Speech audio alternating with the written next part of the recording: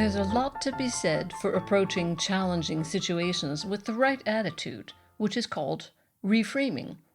On a recent trip across the Atlantic, I had my reframing capabilities put to a serious test, but I passed with flying colors. Although I'm not 100% sure of this, because by the time I got home, I was no longer able to think straight. Welcome to Expat Chatter. This is Brenda Arnold. One of my favorite writers, the humorist David Sedaris, related a story about the exhilarating joy he experienced when he finally scraped together the courage to ask for a second ice cream sundae on his first-class flight, the ticket for which cost several $1,000s. I was reminded of this when I missed a connecting flight in Iceland on my way from Chicago to Munich. Well, not quite the same scenario, but it was a funny story, and I was trying my best to be positive. I had flown Icelandair since they offer inexpensive flights, although it does take slightly longer. Also, you have to stop over in Reykjavik.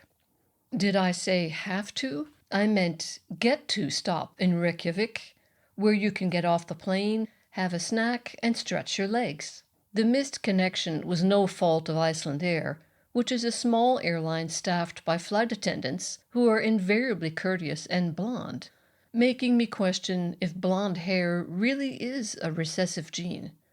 I didn't see the pilot, but I would have bet anything he was blonde too. He was also not allowed to take off from Chicago's O'Hare Airport on time, resulting in our late arrival in Keflavik Airport.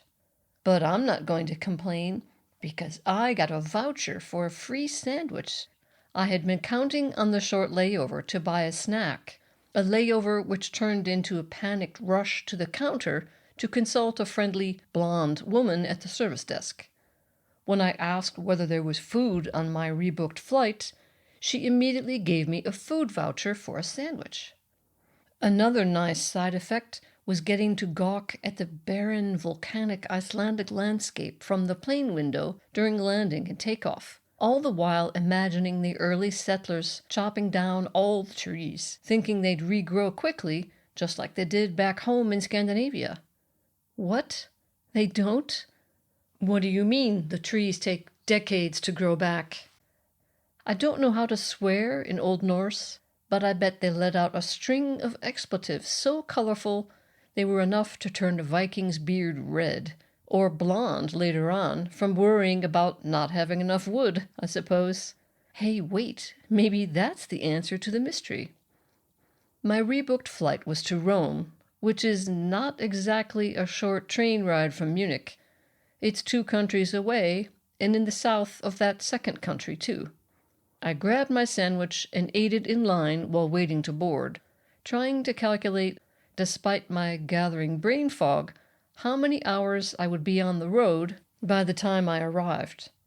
After very careful and prolonged consideration, I came up with the exact figure of umpteen hours. Then in Rome, I missed my connection to Munich. The brain fog thickened. I checked the roots of my hair for some signs of signature Scandinavian lightness, in accordance with my current theory that stress causes blondness. But then I remembered my decision to see things in a positive light. This was Rome, a delightful city. Palm trees were visible on the airport grounds. This was the capital of the ancient world which spawned the Colosseum, engineering marvels, wearing bedsheets to work.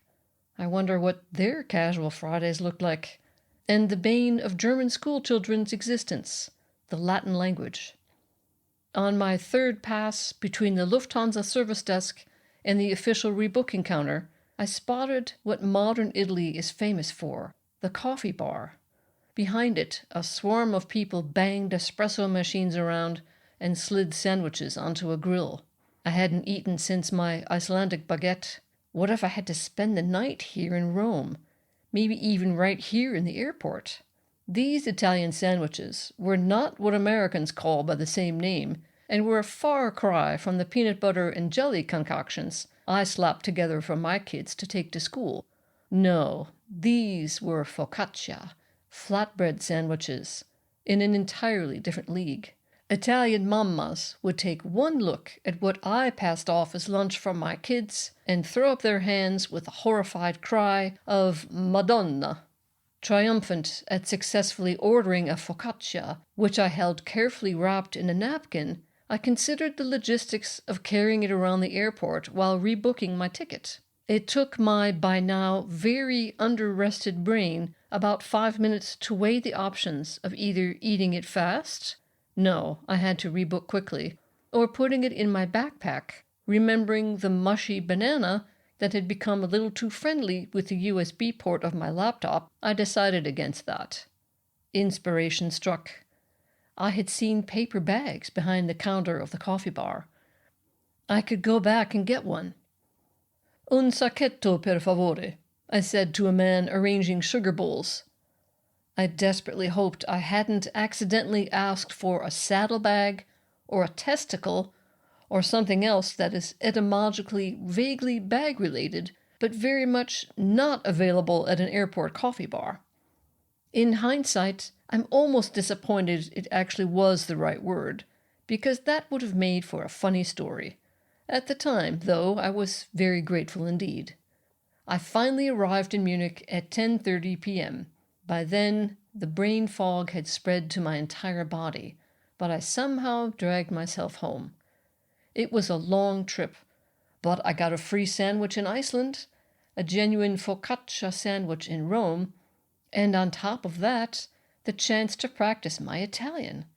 What more could you ask for? Well, to be honest, maybe a shorter flight. Thanks for listening. And if you liked the podcast, why don't you recommend it to your mother or your brother or anyone else? Thank you, and see you next time.